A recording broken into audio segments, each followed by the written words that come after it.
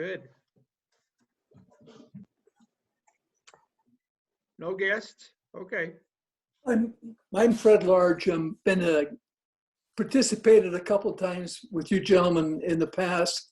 I've listened to Dr. Harris speak before with John DeLynn, and I mentioned that to Mike Monson, and he invited me to participate, and I appreciate the invitation. Thanks, guys. It's nice to have you here, Fred. Thank you. Welcome. Thank you. Pardon me, Craig Smith, is live transcript running?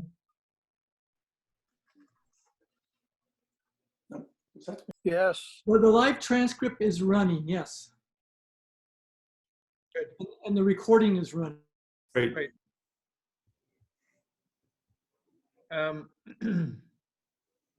So let's get on. Let's get Matt as much time as we can. It's great to meet together tonight, even though it's through Zoom.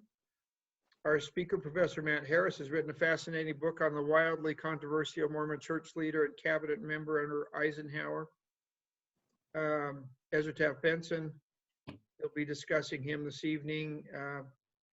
Ezra Taft Benson's conspiracy theories are a little bit reminiscent of our speaker 2 months ago when we had Bob Goldberg speak about American conspiracy theories, and so it'll be interesting to kind of try to fit President Benson into that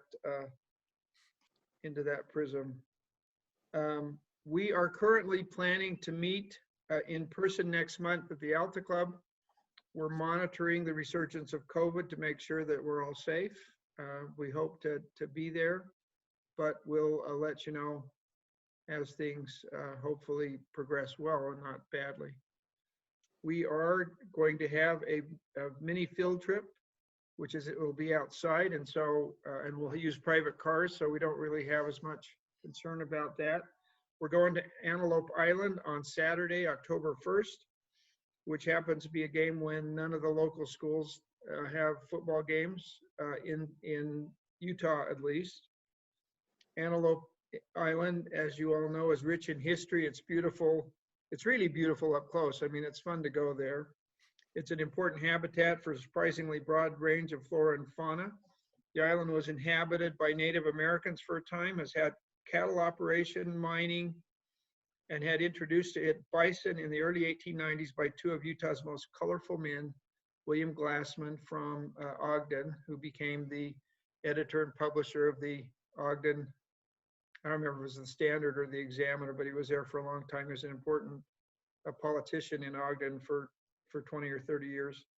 And John Dooley, who was a merchant in Salt Lake. He had a wonderful South Temple mansion on the corner of 5th East and South Temple, where they're building some ugly new high-rise apartments. And he was the one who built the Dooley building, which was the only building in Salt Lake City designed by Louis Sullivan. It was a lovely red sandstone 5 or 6 story building on the corner of 2nd South and West Temple that the top 2 floors of the Alta Club occupied for many years before they built their building there on South Temple.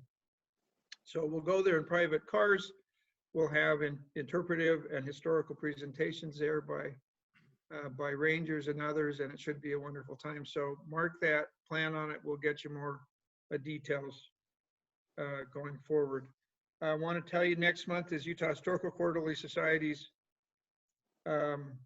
annual conference. This year the theme is Public Health and the Common Good, which seems timely. It's to be held September 20th to 24th. For your information, Utah Westerners once again made a modest donation to the conference and is one of the sponsors. So now the one thing I should have checked on that I didn't is who's going to introduce Dr. Harris. Kurt. I even sent you a text and an email. I'm sure you did, and you know, indicative of A, how old I'm getting, and B, how distracted I am with way too many things to think about. I knew it was you if I would have thought. No problem. Kurt, I turn the time to you and then to Professor Harris. Thank you. Okay. Well, one thing, I'm sorry, Kurt. Is there anybody who wants to make any announcements For those of you who got on a little bit late, Wayne Stoker, one of our wonderful Utah Westerners, passed away Sunday.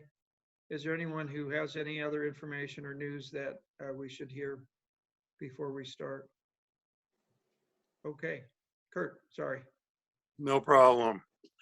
Well, I must confess that I had two completely different introductions written, and I needed to have some kind of an agreement from our speaker as to whether my price could be met, although I haven't told him what it was, but it's a 2-week supply of Snickers or 1-week supply of Haagen-Dazs. Now, he has agreed to pay whatever the bribe was, so I'm going to go with introduction A rather than B, which I think Matt will like a lot better. I've known Matt for a long time, so he gives as well as he gets, so I'm sure I'll be in for it. Matthew Harris is a PhD at Colorado State University at Pueblo. He's professor of history and director of legal studies in the Department of History, Political Science, Philosophy, and Geography. He's a specialist in U.S. history. He particularly focuses on religion and law, which you in the law will appreciate, church and state. He got a BA and an MA from BYU. He got a philosophy degree, a master's and a PhD, also in history from the Maxwell School of Citizenship and Public Affairs at Syracuse University. And if any of you read the introductory material in the newsletter, which I'm sure you all did, you can see his credentials, and I'm not going to belabor those, but Matt has written a number of things, books and articles. One of them is The Mormon Church and Blacks, a documentary history, which is one of the best on this subject. He wrote that with Newell Bringhurst. He's going to be focusing tonight on this book, or on this subject, Watchman on the Tower, Ezra Taft Benson and the Making of the Mormon Rite. I understand an excellent review was done of that book for the newsletter. He's written or edited many other things, including also on the topic of Ezra Taft Benson, called Thunder on the Right, Ezra Taft Benson in Mormonism and Politics. And by the way, the one that he's going to be focusing on tonight is published by our very own University of Utah Press. Matt has won various awards on campus and elsewhere. He teaches a broad array of courses at CSU Pueblo. All that's in there and you can see it, but I just want you to know that in all the years that I've known Matt, I found him to be, as a historian and a writer, he's thorough in his research, he's fair and balanced in his writing, he's very professional, conscientious, balanced, and he's genuinely a good person. He's a good listener, and he's very fair in when he seeks out sources, and he keeps those sources confidential when they need to be, and has a mind like a steel trap, and he can recall where he's seen whatever, and he's amazing that way. And he's thoughtful in the two senses, thoughtful in that he is kind, and also one who thinks. And I find those two traits to be particularly important for someone in his line of work. And I'm proud to call Matt Harris a friend. Matt? Oh, thank you, Kurt.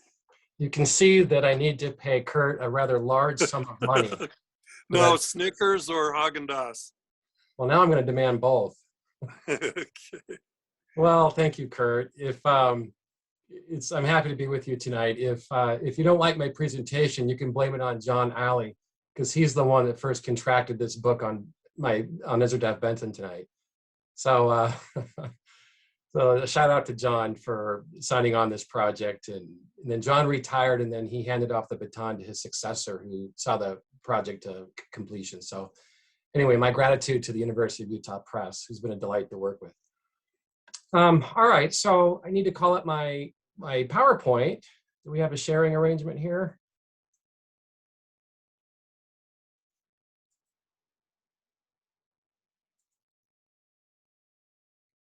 There's someone monitoring allow me to share? Oh, okay. Let's see. I'm seeing your screen, Craig, not mine.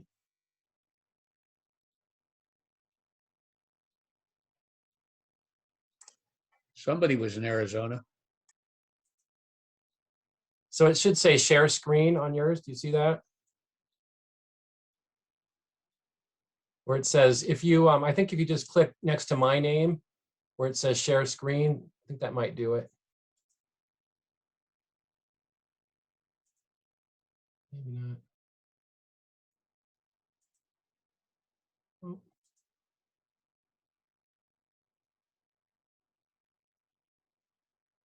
There should be a tab on your Zoom where it says share screen, or maybe if you go to mine, I'm not sure what you see. I lost everything for a second here.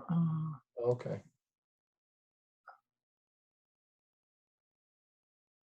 Sorry. That's okay.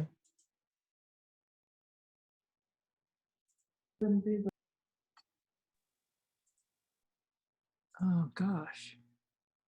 So you want to unshare your own screen, I think, Craig?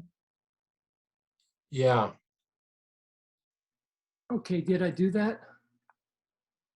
Not yet. Stop. Oh, there we go. Okay, that's the problem. Okay. Okay, now I see my screen. Okay. Can you guys see this? Yeah. Yes. That work out okay? It's perfect. Yeah, it's very good. Oh, good. Okay, thank you.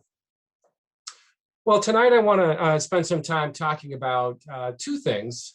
And one is Ezra Taft Benson and some of his political views, and how those views have influenced the contemporary Latter-day Saint Church. I understand some of you in this audience are not Latter-day Saints, so you'll forgive me if I use colloquialism. I'll try to be mindful of my audience. I speak to a lot of Latter-day Saint groups, and so it's easy to use language that's familiar to people.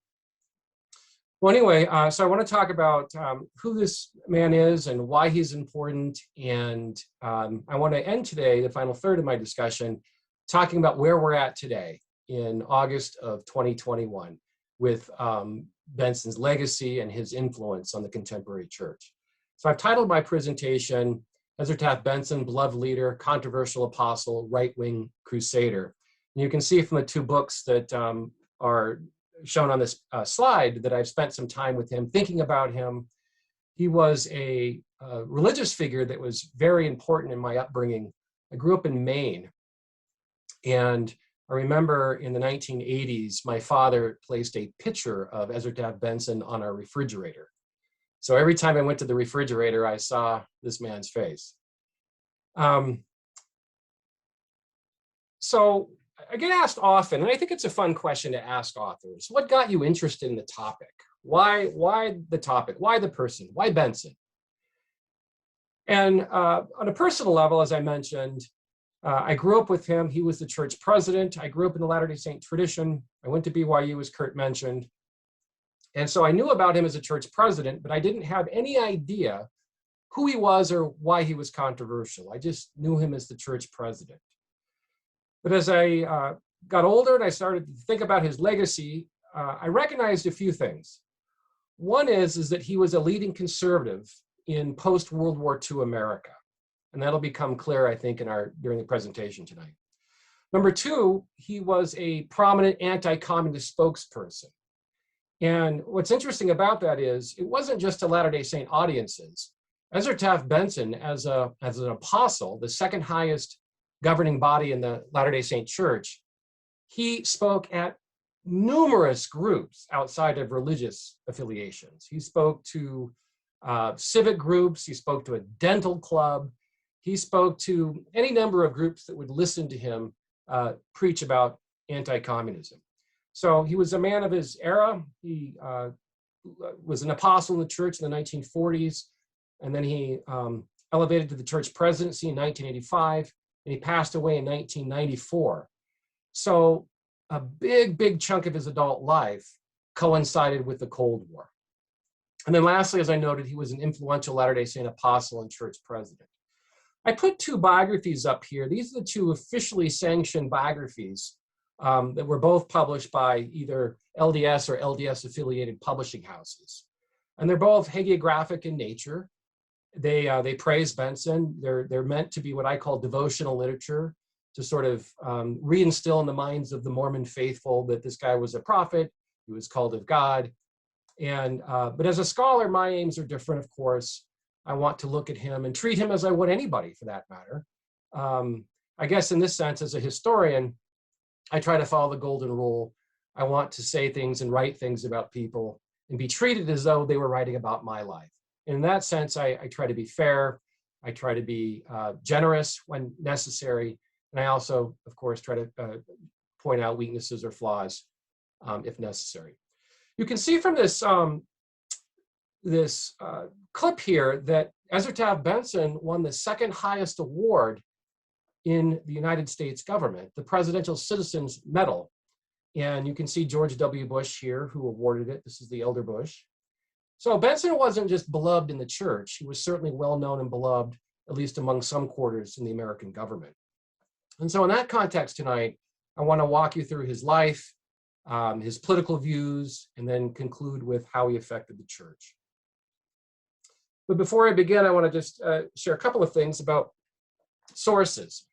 I think it's really important and critical when we look at a subject that we try to be as thorough and exhaustive as possible.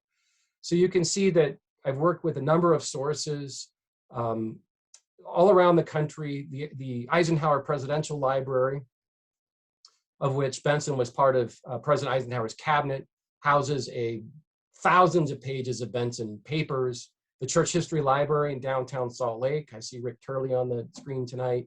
Rick had a lot to do with historians and granting access to scholars there. University of Utah, BYU.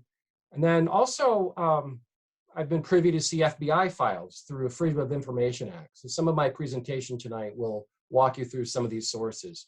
And I might add that a lot of these sources that I'm using in my Benson work has not been published. And so that adds a little extra luster to what I have to say. Well, there are three events that changed Benson's life. The first was just after he was called as a Mormon apostle. He was, the church president had asked him to go to war-torn Europe to help facilitate the needs of some Latter-day Saints there who were ransacked by the war. And the second was Benson's 2 terms in Eisenhower's cabinet. He was the only cabinet member to serve all 2 terms. It's typically rare to do that, and Benson stayed on for both terms, in spite of the fact that David O. Mckay wanted him to come home after the first term. Excuse me. And then lastly, the third thing that governed Benson's life is his affiliation with the John Birch Society, excuse me, which was the most really radical anti-communist organization in the United States today, or at the time, and arguably one of the most radical today, but certainly in the 50s and 60s. And so I want to talk about how he became affiliated with them and how it influenced his life. This is a couple of books written about Benson's short tour in Europe. He wrote a memoir that was published in 1988 when he was the church president called The Labor of Love.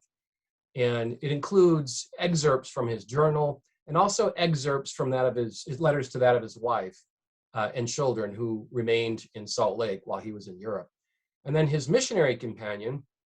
Latter-day Saints like to pair people together. They really like leaders to go on trips together. And so in this case, a young man named Frederick Babel, who was at least a decade Benson's junior, a father of a young family himself, was asked to go along with Benson. And I want to share a quick story with you about Babel and Benson that might illustrate Benson's personality. When Babel was called to be Benson's traveling partner throughout Europe, the two had never met. They didn't know each other. And one of the apostles had given Mr. Babel some advice. And he said, only don't counsel Elder Benson. Don't counsel him, because he will take whatever you say very seriously. Only offer counsel if he seeks it. And that gives you a small insight into Benson's personality. He was extremely tense. He's not the kind of guy, in my view, that you want to have over for a dinner party, perhaps. He was always serious, and not all Mormon apostles are that way. In fact, a number of them have terrific senses of humor, but Benson was not one of them. He was very serious. This is a picture of Mr. Benson and Frederick Babel in Europe. He was there for less than a year. And you can see from the screen that he traveled over 61,000 miles, and he oversaw some 2,000 tons of relief supplies for Latter-day Saints in a dozen countries. Excuse me, something in my throat tonight. He wrote a letter home to his wife, and really moving. The letter said, "I'm so grateful that you and the children can be spared the views of the terrible ravages of war. I fear I will never be able to erase them from my memory." And excuse me, sorry about that. Well, Benson wrote this to his wife after he had visited. Man, I'm losing my voice. Not good timing. He wrote this to his wife after visiting concentration camps, and it had a profound effect on Mr. Benson. Well, what did he learn from this? He learned that the destructiveness of war was born out of concentrated governments, as he put it. That is, authoritarian governments that we see in the world today. Benson had attributed all of the ravages of World War II to these authoritarian rulers like Mussolini and Hitler. And he vowed that when he returned, he vowed to protect that sort of authoritarianism from American leaders. So he was home for a few years. He resumed his duties as a member of the 12 Apostles, visiting church leaders, visiting at the local level, visiting church members, speaking to various groups. And in November of 1952, or just before that, I should say, Benson was asked to serve in the cabinet of the new president-elect Dwight Eisenhower. And it's really interesting. Benson had served in farm cooperatives in Idaho prior to this calling, and he had a prominent role as a leader of one of the national farmers cooperative organizations in Washington, D.C. So he was well known among some people. Eisenhower had never met him. Benson's distant cousin, a guy named Robert Taft, was one of the most conservative members of the US Senate in the 1950s. And it was Senator Taft who had supported Benson's nomination. And what's interesting is that when Benson flew to the Commodore Hotel in New York City, the site of Eisenhower's cabinet headquarters, or presidential election headquarters, I should say, Benson told him something that was quite frank that caught Eisenhower off guard. And he said, "I don't know why you want me. I didn't even vote for you in the primaries. I voted for my cousin, Senator Taft." And Ike looked at him and he said, "Mr. Benson, I would expect nothing less from you. But that's okay. That's okay. It doesn't matter to me. I need you to roll back farm subsidies. I need you in my cabinet." And Benson demurred. He wasn't interested in the position. He had all of the satisfaction that he thought he needed as an apostle in his church. And Eisenhower was stunned that the apostle was about to turn him down. And finally, Eisenhower, who clearly had done his homework with Mr. Benson, he said, "Your country needs you and your God needs you. You cannot turn this down, for if you do, you're turning down your country." And so Benson accepts under those conditions, thinking that he's serving his country as much as he's serving God. Well, he gets the permission from the church president. You can see his face on the right. His name is David O. Mckay. He'd been the church president since 1951, serving almost 20 years. He'll pass in 1970. And you can see in this picture here, he's speaking with Dwight Eisenhower. You can see him here, sitting here in this plush chair, and Mr. Benson, Elder Benson, Mormons call him, shaking President Mckay's hand. Well, President Mckay said in his journal that they set Benson apart as the Secretary of Agriculture. And that's a fancy way in Mormon nomenclature to say that we gave him a special blessing to prepare him for what lie ahead in Washington. And in this blessing, Ezra Taft Benson wrote in his journal something really, really interesting. And I want to just share a brief snippet of it here with you. This is David O. Mckay blessing Mr. Benson, along with his counselor, a guy named J. Reuben Clark. So two men put their hands on Mr. Benson's head and proclaimed a special blessing, indicating that we seal upon you the blessings of sound judgment, clear vision, and that you might see afar the needs of this country. Vision that you might see too the enemies who would thwart the freedoms of the individual vouchsafed by the Constitution. And may you be fearless in the condemnation of these subversive influences and strong in your defense of the rights and privileges of the Constitution. Every Mormon apostle has their marching orders. They have their own wheelhouse. They have their own sort of apostolic call to what God wants them to do. And in 1952, during this blessing, Benson learns what his call is to be as a Mormon apostle, even though he's been a member of the Quorum of the 12 Apostles for several years by this point. He is to guard against big government. He is to guard against subversive influences like communism and socialism, and dare I say, liberalism. And so this is the context that will define and shape his ministry for the next half century. Now, it's important to know that when Benson goes to Washington, conditions in Washington are unlike anybody had ever experienced, at least in the mid-20th century United States. There was a Red Scare in Washington.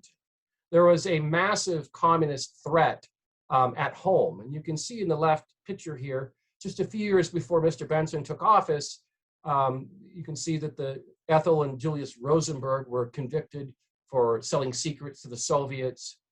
You can see that there's something along with there's a perjury thing here with Whittaker Chambers. And then, of course, you can see this guy here, a guy named Joseph McCarthy, a senator from Wisconsin, who was they had these senatorial rating services. And Mr. McCarthy, as he was heading into an election year, was rated the 100th most effective senator in the United States. Well, if you're keeping score at home, that's not very good. There were only 100 members of the US Senate, and he was given the 100th most effective rating, which is to say he's the bottom of the barrel. So he needs this sort of program in order to bring people to his cause, to help him get reelected. And Joseph McCarthy recognized right away that accusing anyone and everyone of being a communist, including government leaders, civic leaders, and the US military, that could garner him attention. Well, so Benson's caught up in this McCarthyism craze as he takes office. And as he resumes his duties as the Secretary of Agriculture, he presides over a sprawling bureaucracy. And almost immediately, Mr. Benson is influenced by two seminal thinkers, one of whom is a Latter-day Saint, the man to the right, a guy named Cleon Skousen, and the man to the left is the longstanding director of the Federal Bureau of Investigation. He'd been in that position since 1922 and will serve until 1971. So it was true then, and it's still true today. He's the longest serving FBI director. Well, both of these men, Hoover and Skousen, they write best-selling books about communism in the 1950s. And Masters of Deceit sold tens of thousands of copies. You can see just one little passage that I've highlighted. Many persons, including high-ranking statesmen, Hoover wrote, public officials, educators, ministers of the gospel, professional men have been duped into helping communism. And this particular passage was really, really salient to Benson. He had copied this passage and shared it with his friends, his family, his coworkers, his colleagues in church leadership. So this passage had a strong impact on him. And the other person was Cleon Skousen, whom Benson got to know when Skousen had worked for the FBI in Washington, D.C. for a very short stint. And Skousen was in Ezra Taft Benson's stake, which is a conglomeration of churches over which Benson had presided before he became the church apostle. And so he got to meet Skousen there when Benson was working in the farm cooperatives in Washington and Skousen was working for the FBI. And then later they would become neighbors in Salt Lake City. So Skousen had a profound influence on Benson. And Skousen wrote this book, The Naked Communist, that was published just probably 7 or 8 months after J. Edgar Hoover's book in 1958. And so powerful and so influential was The Naked Communist not just among Latter-day Saints, but among non-Latter-day Saints, that Time and Newsweek ran stories about The Naked Communist. And because of the popularity of this book, Church President David O. Mckay had broadcast it in General Conference, urging every Latter-day Saint within the sound of his voice to read this book. And seldom do Latter-day Saint leaders broadcast or promote books from the Mormon laity in conference. But President Mckay's endorsement of The Naked Communist made this a cause célèbre within the Mormon community almost instantaneously. And I might add parenthetically that it's right-wing propaganda, really. It made a number of unsubstantiated assertions. For example, that the Franklin Delano Roosevelt administration, they were selling nuclear secrets to the Russians. There's no evidence for any of this stuff. But none of that ever stopped Skousen from telling a good tale. Later on, Skousen would embellish some of his credentials when he went on the Anti-Communist Speakers Bureau, affiliated by the John Birch Society. And Skousen would burnish his credentials by telling both Latter-day Saints and non-Latter-day Saints that he was a personal aide to J. Edgar Hoover. And when these folks would hear Skousen tell them that he was a personal aide to J. Edgar Hoover and therefore was privy to the secret inner workings of communism, they wrote Mr. Hoover, "Is it true? Can you validate this?" And Hoover wrote back and he said, "I don't even know who this guy is." And so Skousen was embellishing these credentials. And this is all revealed in his FBI file that's in my possession. Well, anyway, Secretary Benson was smitten with McCarthyism. And he didn't like McCarthy's methods and tactics, but he thought McCarthy was onto something. That McCarthy had pointed out subversive influences in the government.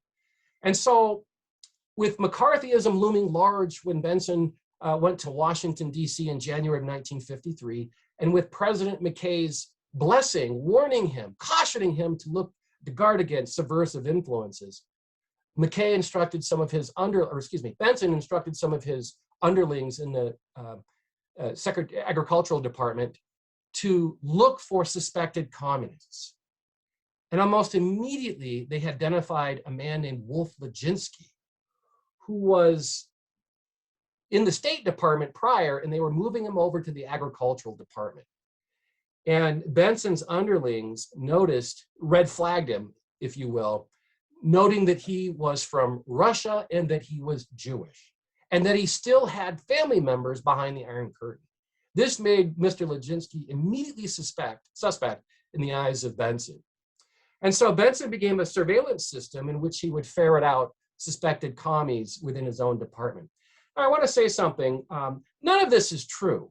Lajinsky is not a communist. In fact, he had worked in the State Department for 2 decades, and he had a string of publications criticizing the collectivist state.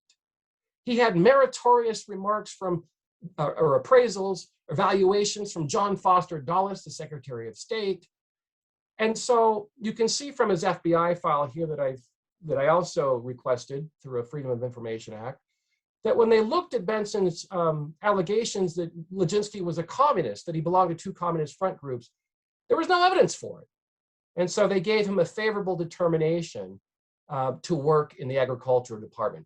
But by this time, he was damaged goods and he couldn't work there. And so they reassigned him to another part of the government. But anyway, Eisenhower's press secretary, James Haggerty, said, quote, "Benson is very stubborn and refuses to admit that he made a mistake.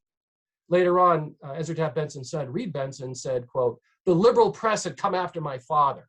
That is, they were criticizing Mr. Benson for alleging that Wolf Legensky was a Russian, was a commie, and he didn't have evidence. And when the reporters pressed him on it, Mr. Benson always said that his information was in a confidential FBI file that they were not privileged to see. Well, the confidential FBI file that Mr. Benson had warned others to see, you can see part of it right here. So anyway, there's no allegation to it, but I do want to say something about Ezra Taft Benson and others in the government at the time in communism. Now, one of the things that Benson talks about frequently in his private correspondence with some of his family members and also his church leaders is that the first communist spy in the US government, Mr. Benson alleged, occurred in the 1930s with a man named Alger Hiss, who served in the New Deal, the FDR administration. And so it happened in Benson's own department. And it's true, he was a communist sympathizer. We have evidence that has opened up in the last 20 years from Soviet archives alleging that Alger Hiss was indeed a communist spy, even though Mr. Hiss had denied it up until his death in 1996. So there was stuff going on. It's easy to criticize McCarthy and some of his tactics, but there were some influences in the government that were communist affiliated. Well, as a socialist, or as the Secretary of Agriculture, Benson's main motive was to reduce or eliminate agricultural subsidies to Americans. And you can see that it causes hardship because the very bottom here, there's this Latter-day Saint woman from Logan, Utah, who wrote a very influential person in the church hierarchy, a guy named Reuben Clark, who was also a mentor to Ezra Taft Benson. And she wrote, "What is the church's stand with regards to the actions of Secretary Benson? Our faith is certainly being tested. Cutting our dairy subsidies will cost the farmers millions of dollars. And I don't think our farm can withstand such drastic measures." And Mr. Clark wrote her back and basically said, what Benson does in the government is entirely separate from his duties as an apostle. And the woman was crushed by this. She couldn't separate the two. But so controversial is Mr. Benson for trying to severely reduce the subsidies that these farmers need to sustain their domestic economies. They show up at public events and they pelt him with eggs. They curse at him. They yell at him. And he's thoroughly humiliated. Now, in the church, being a member of the Quorum of the 12 Apostles is a privilege. It's an elite position. It's the second highest governing body in the church. And people do not speak to you that way. They don't cuss at you. They don't curse at you. And they certainly don't throw eggs at you.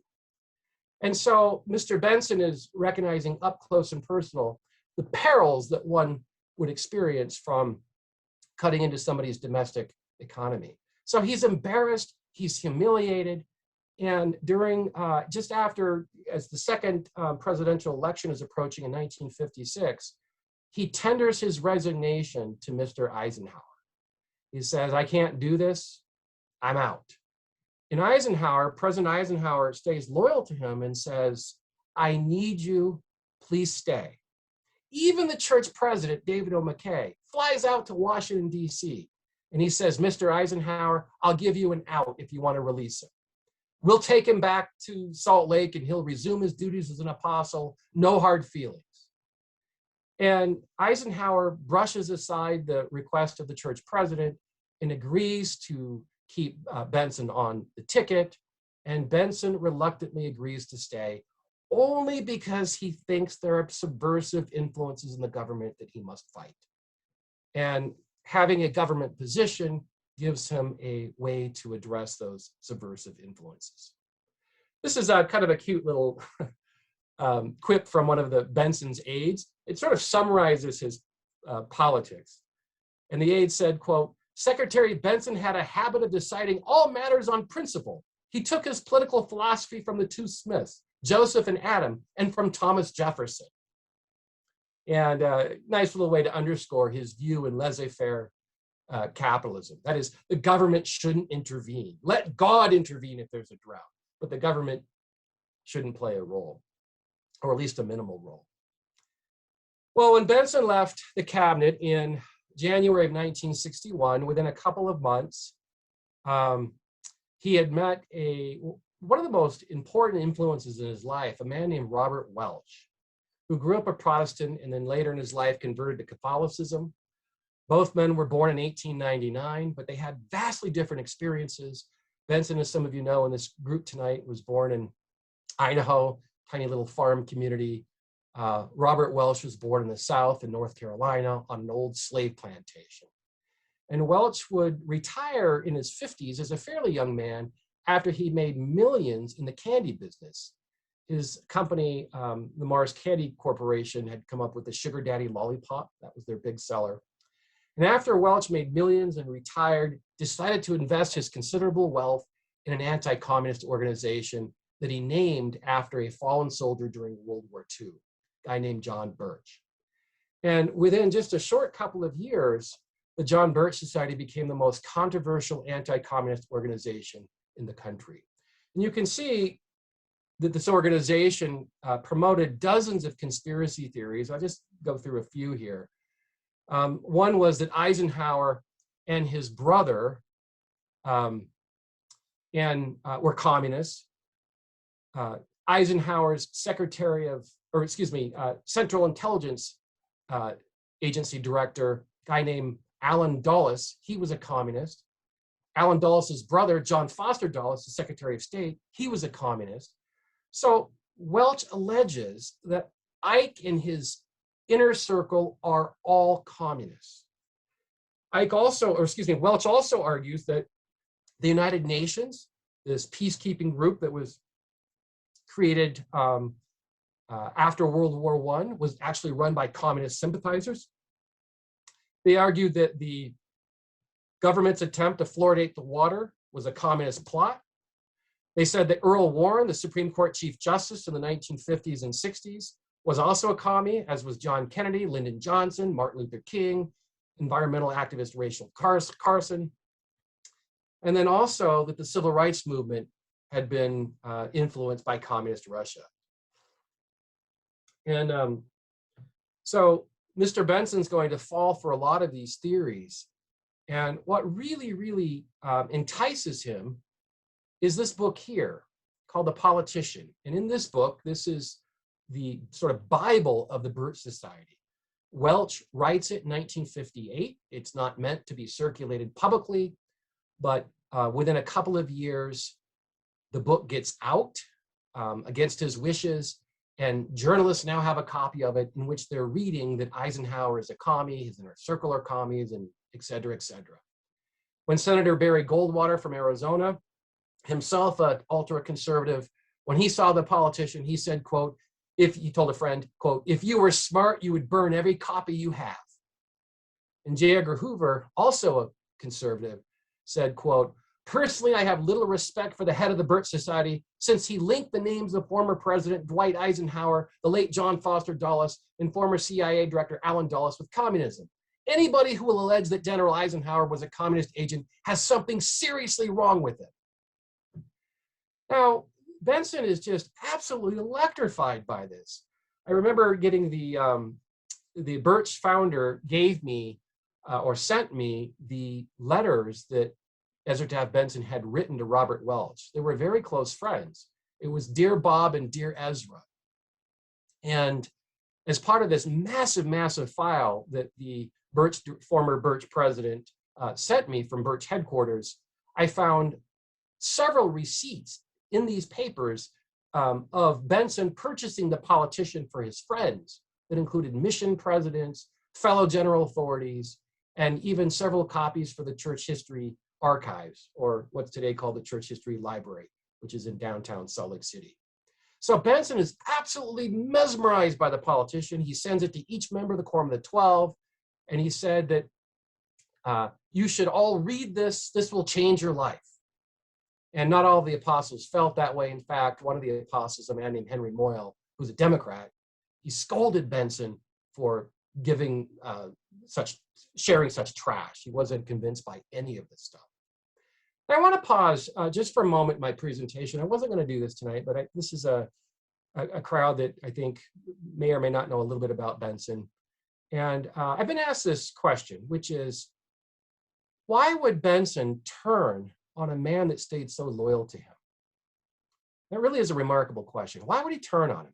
Because Benson is going to come to the conclusion that the man for whom he once worked, the man for whom was a 5-star general, the man for whom had spent much of his adult life fighting against communism, Benson has now fallen into the trap that Eisenhower is indeed a communist. How is this possible? And I've thought about this a lot, and I wish there was something where I could read and say, this is why I thought that Eisenhower was a communist, but there's not. The best answer that I can come up with is that Eisenhower had given Mr. Benson his marching orders to scale back agricultural subsidies. That's true. We tend to think of Eisenhower as a moderate Republican president, and he was. He didn't eliminate the New Deal like Barry Goldwater and other conservatives wanted him to do. In fact, he expanded government funding for certain programs that many conservatives didn't like. Well, when Benson was speaking and all of the brickbats came his way, when the criticisms came and the eggs came flying, Eisenhower stood back and let it happen, giving the impression that all of this was Benson's doing, the idea that one should scale back farm subsidies, when Benson really was just doing what the president had asked him to do. Let me put it a different way. Eisenhower let Benson suffer the public wrath of the farm policies without stepping in to absorb some of the blame. And perhaps that's what you do when you're in the cabinet, you fall on the sword for the boss.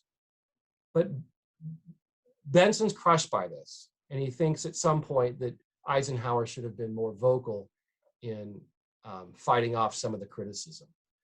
Well, so in the early 60s, Benson's become introduced to the John Birch Society. He starts to develop these conspiracy theories from which some of the seeds were planted a decade earlier in the 1950s when he was reading Skousen, when he was reading J. Edgar Hoover. In fact, for the Latter-day Saints in this group, you might find this interesting. December of 1961, just a handful of months after Benson had met Robert Welch, this is the first time where Benson appeals to Mormon sacred scripture to justify his conspiracy theories. This is in December of 61 where he speaks, actually April of 61. It's published in December in the Improvement Era, the church magazine.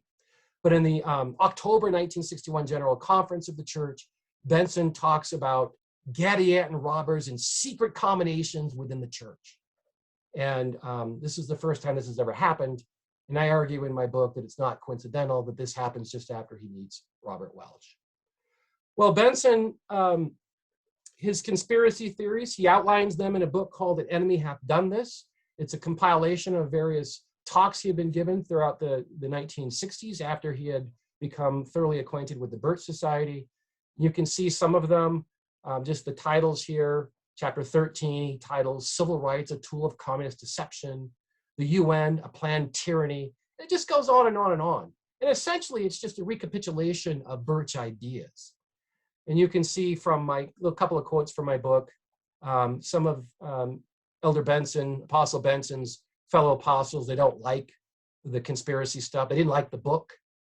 And they chided Benson for impugning and criticizing the President of the United States, the Supreme Court, and the President's cabinet. And so in the 1960s, Benson starts to get tremendous pushback from some of his church colleagues. And some of the pushback is when you go to church, no matter your faith, you expect to hopefully be edified or uplifted. A sermon touches your heart, moves you to be a better person. Well, a lot of Latter-day Saints, they love Benson and they support what he's doing. There's no question about that. More support him than probably oppose him. But there's a vocal minority who don't want to listen to this political stuff at church. They want to hear about what apostles typically preach about. They don't want to hear about Lyndon Johnson being a communist or Earl Warren is Satan incarnate. And Benson would deliver some of these very strident sermons at various conferences in the United States to Latter-day Saints. And they wrote letters back to the church presidency, complaining about his political overtones. Benson had, throughout much of his life, Benson opposed, well, actually all of his life, he opposed civil rights. And Benson adopted a Birch view that Dr. King was a communist. And Apostle Benson loved to share this picture with his close friends. And this is a picture that derives from a young Martin Luther King here, you can see to the right. He's at a segregationist training school in Monteagle, Tennessee. It's essentially a training school to learn how to fight segregation. So it's basically a training school for racial equality. And he was set up on this picture because the person who took this famous picture, they knew that this white man next to him was a former member of the Communist Party. That's true. And the operative word is former. And so they figured that if they could snap a picture of King next to this former member of the Communist Party, they could besmirch him. And never mind that King had never met this man before, didn't know anybody here. He was just a young preacher, fresh out of graduate school, trying to make his way in the world. Well, Dr. King, or Ezra Taft Benson called Dr. King a communist. He called the NAACP, the National Association for the Advancement of Colored People, he called it a communist organization. And I want you to put that in the back of your minds for a moment, because I'm going to end tonight with a slide with Russell M. Nelson clasping arms of members of the NAACP. In the 1950s and 60s, Benson called them a communist organization. And in the 1960s, at this point, Benson was becoming quite well known in his political views, his conservative political views, and he entertains a run on 2 presidential campaigns. The first is the man here to the right, Strom Thurmond, who was a Dixiecrat at one point, and he had the dubious distinction of leading the longest Senate filibuster at the time in US history. And this, of course, is against the 1957 Civil Rights Act. And then you might recognize this man here, a guy named George Wallace, who was a Confederate sympathizer and also opposed civil rights just like Benson. And I want to say something that hopefully might resonate with some of you, is that what I found in my research, it was really interesting. There were some Republicans in the early 60s who did not support civil rights. Barry Goldwater, chief among them. But Goldwater didn't support civil rights because he thought Dr. King was a communist. That's a whole different argument. Senator Goldwater opposed civil rights because he thought that it would create a new federal bureaucracy to oversee its enforcement. In other words, he opposed it on federal grounds, federal reasons. And Benson opposed it for those reasons as well. But Benson went a step further than most conservatives by claiming that King was a communist, a claim that the Birch people had been making for several years at that point. Well, in the 1970s, Mr. Benson had, he was now the senior apostle, a man named Spencer W. Kimball, you can see to the lower right here. He was the church president, and I have a lot to say about President Kimball. I just finished a 600-page book on Blacks in the Latter-day Saint Church, and Mr. Kimball plays a prominent role in this. Well, he's the church president, and the church, the Latter-day Saint Church, works on seniority. And by this point, Mr. Benson is the second most senior member of the apostles, and he stands in line to be the next church president after Mr. Kimball.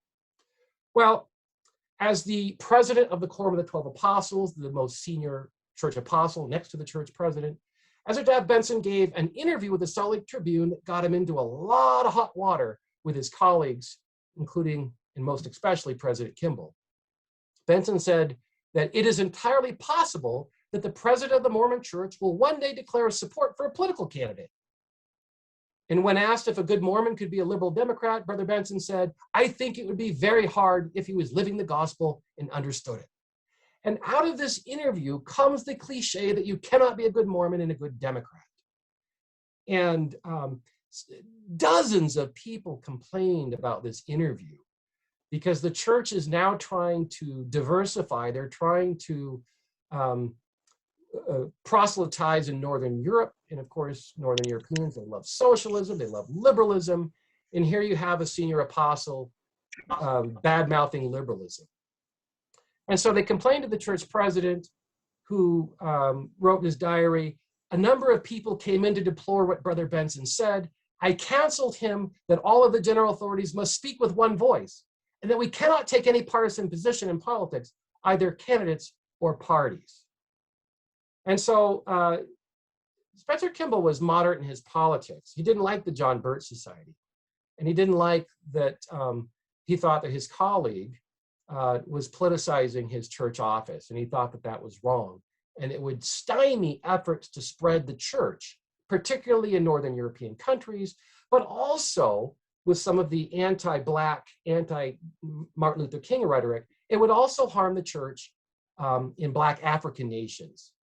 And some of you with an earshot tonight, you know that Spencer Kimball was the church president who lifted the 126-year-old ban barring persons of African ancestry from attending Mormon temples and also holding the lay priesthood. So it's not good for business to have a senior apostle besmirching Black causes when you're trying to spread the church or move the church into these African nations. Now I'm going to start to transition now to the last third of my talk tonight. It's not going to be as detailed as what we just went about. I'll go through this slide quickly. The last time Benson had ever spoken, at least in some concentrated fashion, that got him into trouble was at BYU in 1980. He gave this famous sermon called 14 Fundamentals in Following the Prophet. I remember as a BYU student, we had to read this in one of the religion classes. And of course, I didn't know any of the context of this sermon or why it's controversial, the context about which I'm going to share now. Well, one of the points that Benson said was the living prophet is more important to us than a dead prophet. And point number 10, the prophet may advise on civic matters. And to liberal Latter-day Saints and even moderate Latter-day Saints, they see this as the writing on the wall, that when he's the church president, that he will endorse a political party. And at this point, Benson had disassociated himself from the Republican Party because they had ultimately supported civil rights. And that was a deal breaker for him. And so he had embraced a third party called the American Independent Party. And then by the 1980s, he'll come back around to the Republican Party when a man whom he respects, Ronald Reagan, is the president. Well, let's talk about his influence, Benson's influence. So he was pretty moderate as the church president. He had been, in many ways, he had toned down his rhetoric.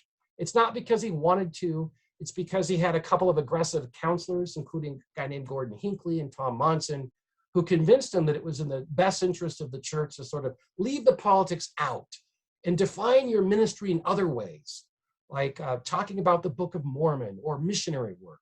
Leave the politics behind.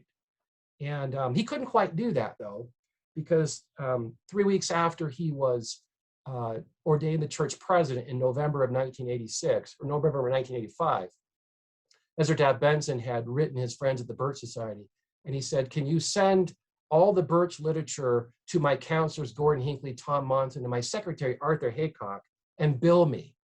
I'll pay for it. And Hinckley and Monson and Haycock didn't like it, and they asked the Birch guy to keep the literature to himself. Well, anyway, so by the early 1990s, the church is trying to modernize and move itself away from the clutches of right-wing extremism.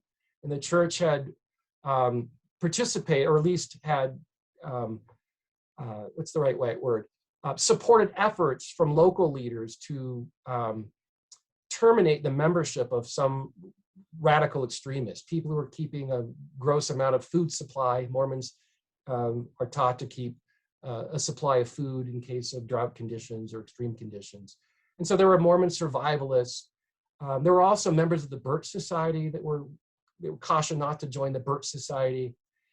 And so when Benson died in 1994, a number of people had clung to his legacy and his teachings, even though the current leadership was trying to move on. And you can see some of these folks here. I don't want to give you the impression, if some of you have read this very interesting book called Educated It was a New York Times bestseller written by this woman here, a BYU graduate named Tara Westover. She writes about her family growing up in rural Idaho. Her father had kept an abundance of food storage, stockpiled weapons and gas for the end times. Really a dysfunctional Mormon family. And when I read Educated, I recognized right away that a lot of the ideas in the book were born from Ezra Taft Benson's teachings and that of his good friend Cleon Skousen. So I wrote Westover an email, and I said, what was the provenance of your father's writings? And if you read the book, she doesn't really talk about her church and the upbringing in the church much, because her editors wisely told her to sort of keep it neutral, to broaden her audience, and it probably is wise counsel. But anyway, she wrote me back and she said, oh, Benson was my dad's favorite. My dad was a Bircher. And so you see these Birch ideas course throughout this book, Educated. Some of you may recall a few years ago that a guy named Cliven Bundy and his two sons, they led a takeover of government property in Oregon over a month-long standoff. And they were citing Mr. Benson and Cleon Skousen. I'm told that Lavoy Finicum, one of the casualties of this month-long standoff, one of the only people, as I recall, who was killed, when he drew his pistol on law enforcement, they shot Mr. Finicum. I'm told by somebody who attended the funeral that Benson and Skousen's writings were quoted in abundance at Finicum's funeral. Then there was an end times enthusiast named Julie Rowe, who drew inspiration from a talk that Ezra Taft Benson had given in 1981. And she wrote about it in a couple of books that some folks had written. This is a Glenn Beck, the popular right-wing broadcaster, worked for several networks, this one on CNN at the time. And he's a Mormon convert, joined the church in 1984. And when he discovered Benson and Skousen's writings, he started to promote them on his show. And it's quite fascinating how he looks at the writings of Skousen and Benson. This is in the first decade, largely, of the 21st century. And then more recently, we see extremism manifest itself in the storming of the Capitol on January 6th. This is a BYU, a graduate of, or at least a student at one point, not sure he graduated, of BYU, Idaho.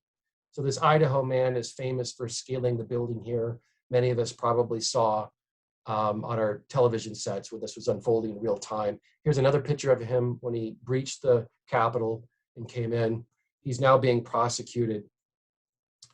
Another person, this is a Mormon man from, I think, Arizona, maybe he's moved to Utah now, but dressed as Captain Moroni, a famous figure from the Book of Mormon and a person that Ezra Taft Benson loved to quote. So he dressed up as Captain Moroni and he borrowed a slogan from Mormon scripture. You can see another picture of him when he's in the Capitol here.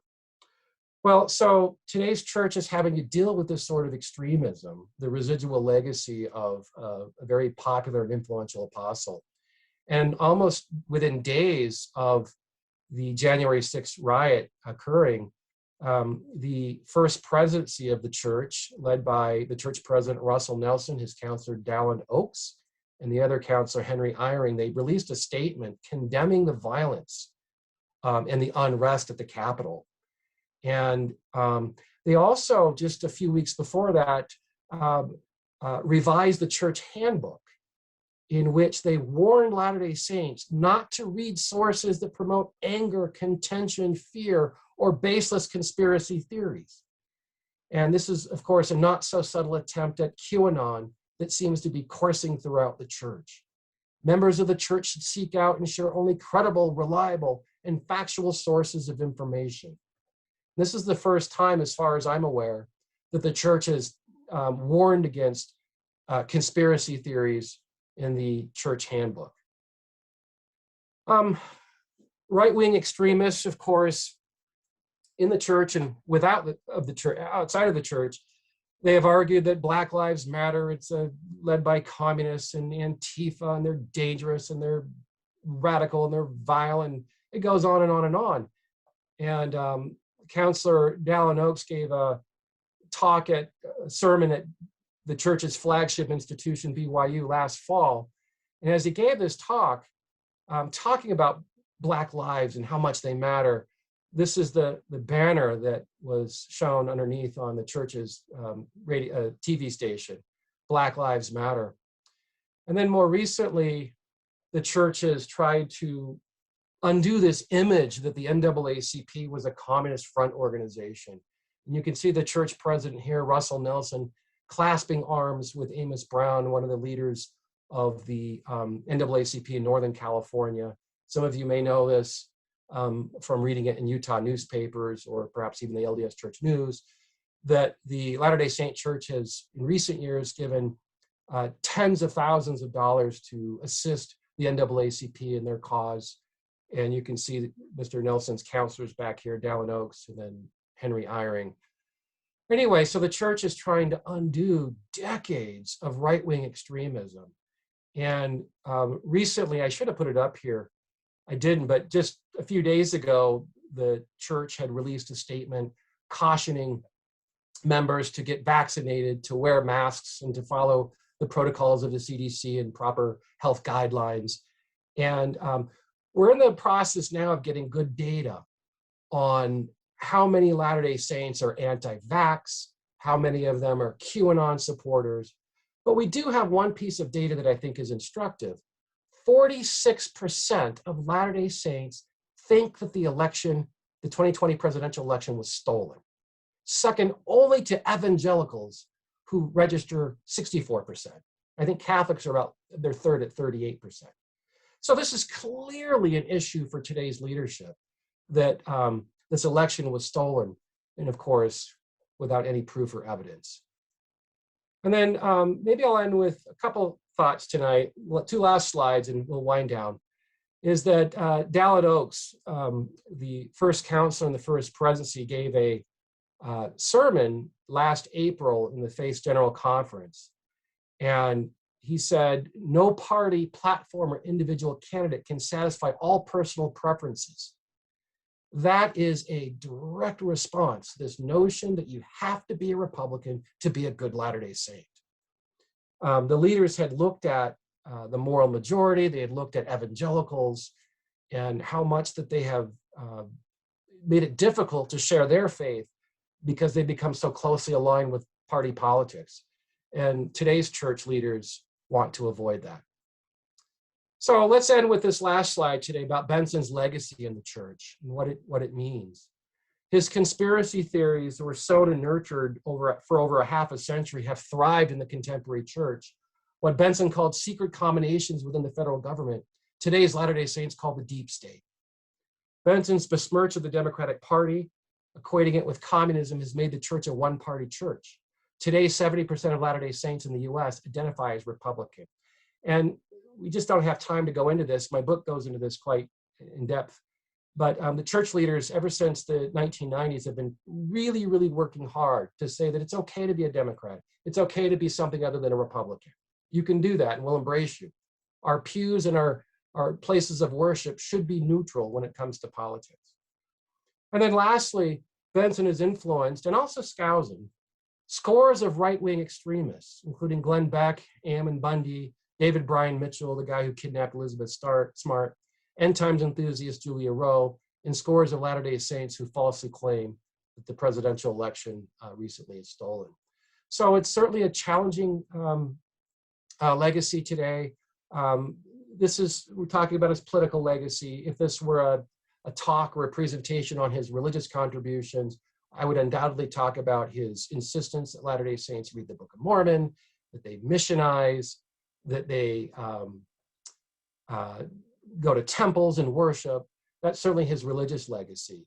But tonight's legacy focuses on his politics and some of the challenging ideas that he has bequeathed to today's generation of Latter-day Saints.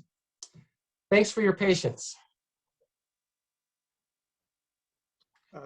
Thank you, Matt. That's really, that is really, really interesting and sobering. Do any of you have questions for Dr. Harris? Matt, how do you know that Ezra Taft Benson felt humiliated for the criticism he got about decreasing farm subsidies. He writes about it to his friends, letters, and also his children. Yeah, in the Eisenhower presidential papers, you see this correspondence loud and clear. He feels betrayed. So letters are some of the best indicators of what somebody is thinking, that in a journal, because they're not meant to be public. A question for you, Matt. This is a very impressive presentation and indeed sobering, but in some strange way, it makes me feel better about today. And beliefs that I think don't make any sense somehow makes me feel a little bit better. You talk about Benson's influence on partisan politics in Utah. And it's interesting that his term as president coincides somewhat with the beginning of the Clinton era. Some of the reading I've done suggests that political scientists attribute the switch, the polarization of parties in Utah mostly to the culture wars and the Democratic Party's backing of abortion. Do you see those partisan politics as having a role in that what you call the besmirching of the Democratic Party? Yes.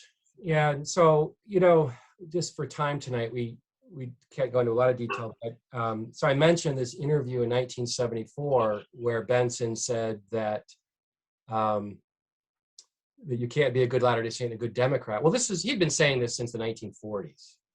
And this was just the most public venue in which it was broadcast, was to this interviewer with the Salt Lake Tribune. But what's interesting is that Utahns were proud supporters of the Democratic Party from the 30s all the way into the early 70s.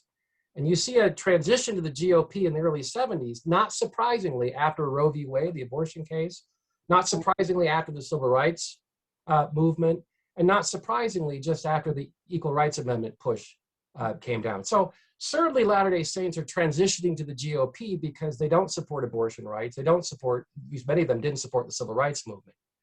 But my point is, that's all true.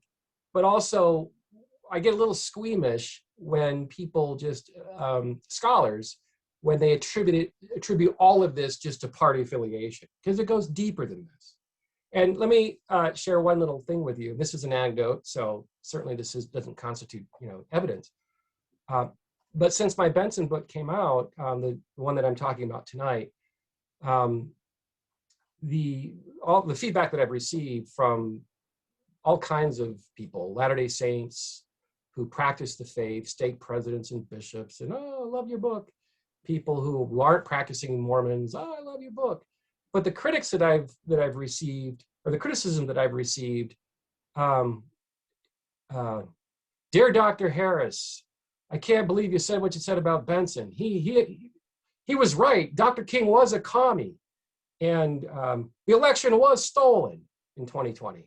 So you see these connections that Latter-day Saints are making, yeah. And I don't have any good quantifiable data on this, but I'm hearing it anecdotally, and there's no doubt that even though Benson has been dead since 1994, he still looms large in the minds of today's Latter-day Saints.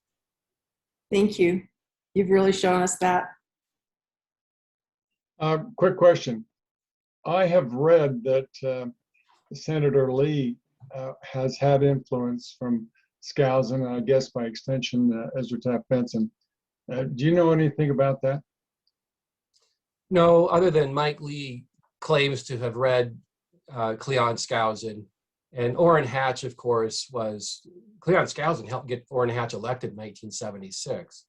And so, so Lee, obviously Mike Lee has bought into right-wing politics. And I can't imagine that if his late father were alive today, that he would endorse any of this nonsense. Rex Lee was the president when I was at BYU in the 1990s. Some of you may recall that he was a Solicitor General in the Reagan administration. Clearly a conservative man, but not radical. And I hope that one of the things that we're learning tonight, or that I hope to impart to this group tonight, is there is a difference between being conservative and radical. Barry Goldwater was conservative in his opposition to the civil rights movement. He would later support it and said it was the biggest mistake I ever made. But that was a conservative response. He just didn't want a federal bureaucracy to oversee it. The radical response is King was a commie, and if we support the civil rights movement, we're supporting communism. So there is a difference. And Benson, you can see this evolution. In the 1940s, Benson supported moderate political candidates. In 1948, he supported Thomas Dewey for the presidency, the governor of New York. And he supports Nelson Rockefeller, who was incredibly moderate in his views as a Republican. And then later on, you start to see him morph to people like Strom Thurmond and George Wallace. I mean, this is incredible. And frankly, it alarms his colleagues in church leadership, most of whom are conservative themselves, theologically and politically, but they're not radical. There is a difference. And we're seeing the tentacles of right-wing extremism, this radical idea. We're seeing it bubble to the surface today. And some of you may see on social media, I looked at, actually, the Deseret News had run a piece about the first presidency asking Latter-day Saints to get vaccinated or urging them. And I was just astonished to read some of the comments in the storyline, the comment section from the Deseret News. He's a fallen prophet. How could he say this? I believe in everything he teaches, but he's wrong on this. And the mental gymnastics that these folks are doing to justify their beliefs is just really extraordinary to me. Matt, wonderful presentation. Thank you very much. I actually had to double check you on one thing because I said I had to mishear this. You were dead right.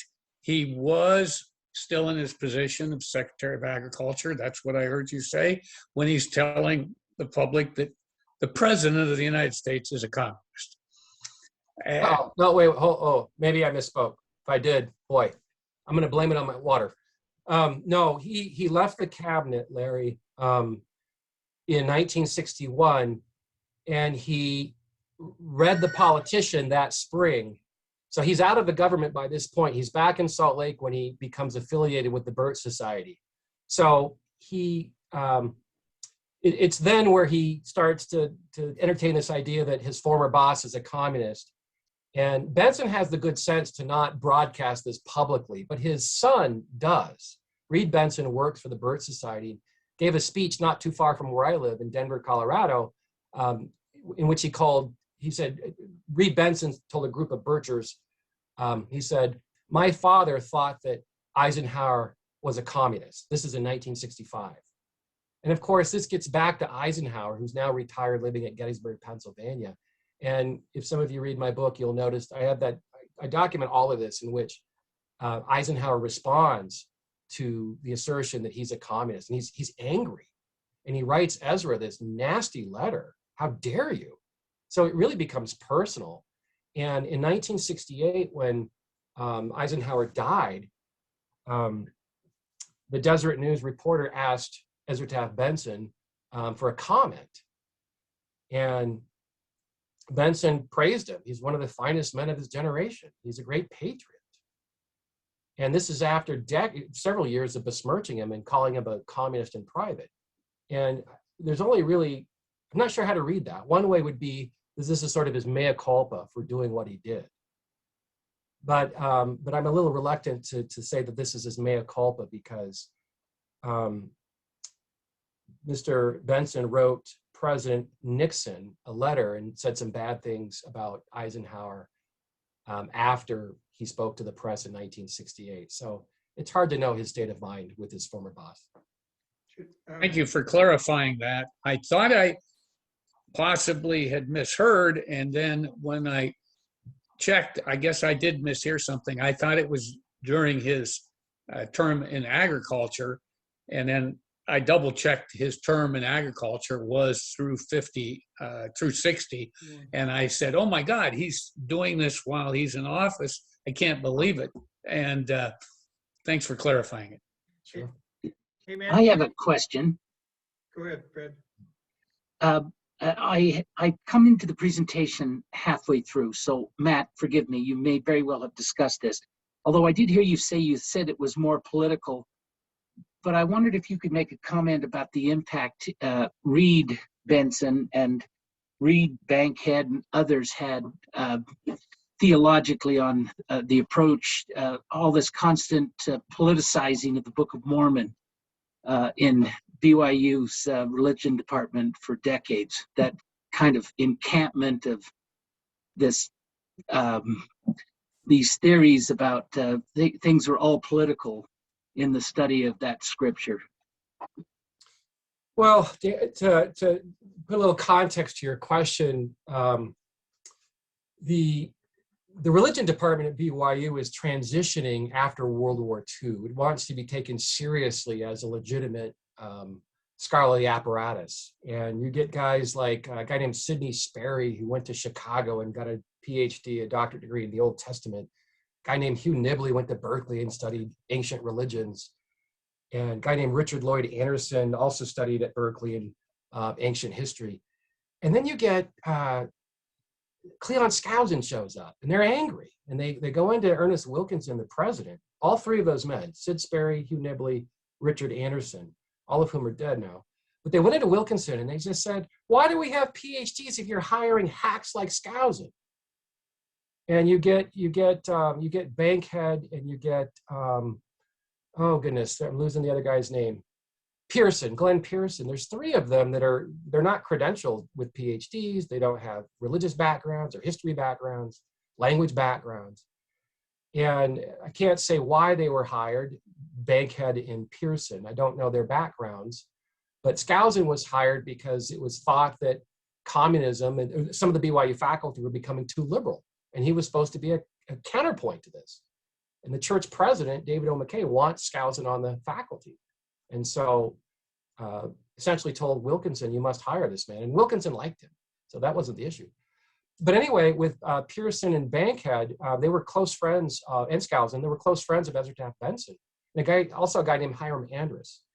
And they had certainly had politicized the scriptures, the Book of Mormon in particular, seeing a boogeyman that others didn't see. And just to give you one example, in 1975, Ezra Taft Benson gave one of the many sermons he had given in General Conference, warning about secret combinations and Gadianton robbers and all of that stuff. And he wrote Glenn Pearson a letter just before he gave the sermon address. And he said, you're going to recognize my sermon on Saturday because it's essentially from your book. And you'll understand if I can't give you credit.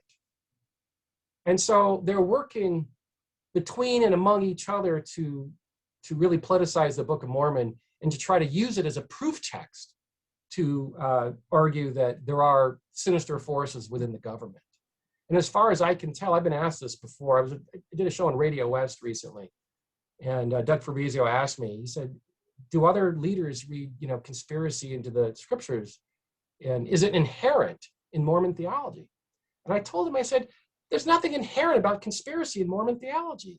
It's the values and the presuppositions that we bring to the text. And in Benson's case, he wanted a proof text. And so he applied to sacred Mormon scripture to advance his cause. And certainly other general authorities of the church did not do that. But yet Bankhead, Pearson, Skousen, and Benson all did. Thank you. Matt, there were rumors, and we need to wrap up soon. We could go on all night. This has been really interesting. There were rumors late 80s, early 90s when President Benson was not very well physically, maybe mentally, that Reed Benson was writing some of his talks, his like conference talks. I remember there's a famous one about women. Did you run onto anything like that in your research? Yeah, I'd heard that no, just the usual run-of-the-mill that Reed Benson wrote some of the talks, that Reed's wife, May, wrote the famous talk on pride that some of us might recall. And Glenn Pearson, I don't know if he wrote some of Benson's talks, but he certainly provided fodder for some of the material. Right. Yeah. Anyway, Well, as a child of one of those sort of liberal-leaning BYU professors, it had a very uncomfortable father for many of the Wilkinson years. So what I find interesting is if you look on a site like eBay, Skousen's and Benson's books, the ones that you showed, are still really big sellers. Yeah, yeah. Isn't that tragic? A lot more than other LDS writers, you know. Yeah, it really is a challenge for today's leadership, and I can't help but read what I read into Dallin Oakes's, you know, recent sermon about you don't have to be a Republican in order to be a good member. I mean, this is poking back gently at some of this ideology. Well, as I say, we're going all night and we can't, and we so appreciate you making the time to do this, preparing this, writing this book, thinking all these things through, and sharing all this with you, and we really appreciate it. So next month, if all goes to plan, we will meet in the Alta Club. We'll go back to live meetings. If there's a change in public health, we will have to consider that. But we'll have a presentation by Richard Hatch, magician extraordinaire, for a presentation called Brigham's Boots and the Basil Icon Thaumaturgist, discussing the unlikely crossing of paths of Brigham Young, humorist Artemus Ward, and prestidigitator Professor Washington Simmons in 1864 Salt Lake City, which should be a lot of fun. Along the way, Richard, who has a couple of graduate degrees from Yale in physics, but makes his living doing something very similar to what he's going to be talking about. We'll throw in a bit of his own prestidigitation along the way. Be sure to mark the third Tuesday in September on your calendars and plan to join us. And what a wonderful group, and thank you all for being so great. And we will break our meeting for another month. Thank you all. Thanks, Matt. That's great. Thank you, everybody. Thank you. Nice to meet everybody.